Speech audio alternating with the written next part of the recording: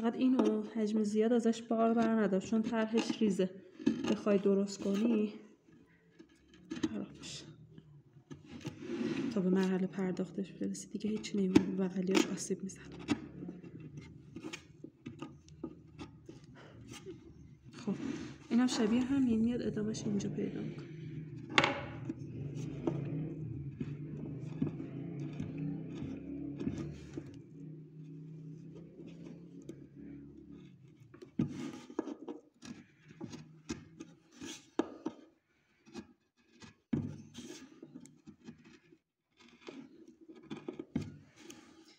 نزدیکای مرزم حالت صاف نده، بره پایین، یه زاویه دار شیب بده که این حالت رو داشته باشه.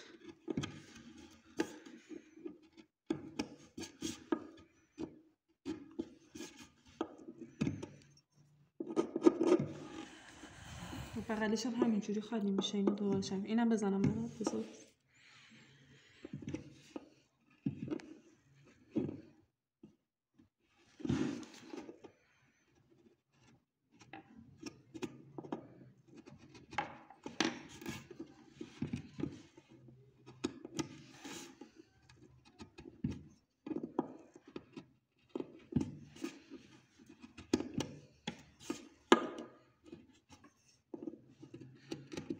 خب این از سومیش یه دونه دیگه میره این ستاره است رو صندلی کار کرد.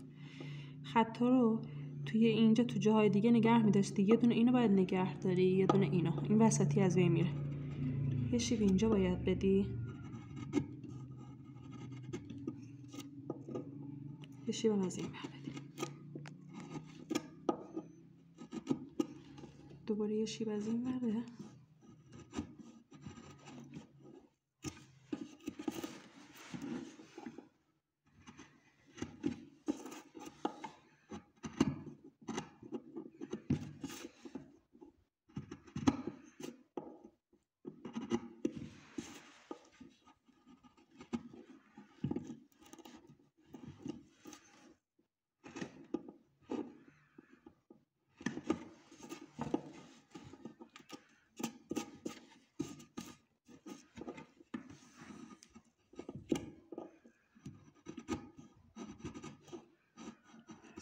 اینجا باید شیب بیاد،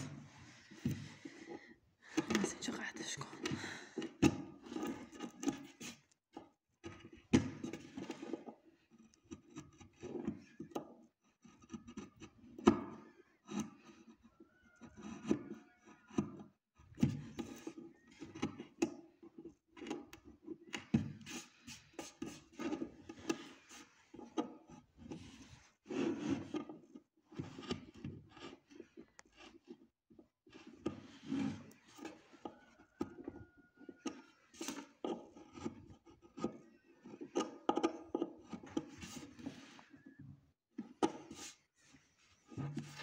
مشابه همینو این برام باید کار کنی، همینو.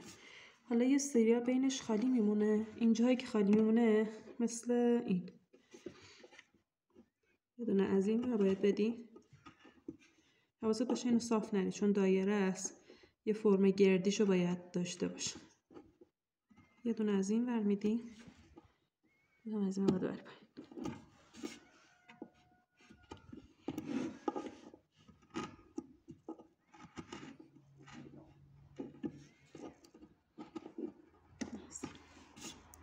همینو این ور تکرار میکنم. اینم همینطوری مثل این از این ور کنده میشه، فقط حواست باشه باز این ورم نباید صاف بره پایین. یه برم یه حالت زاویه بهش بده.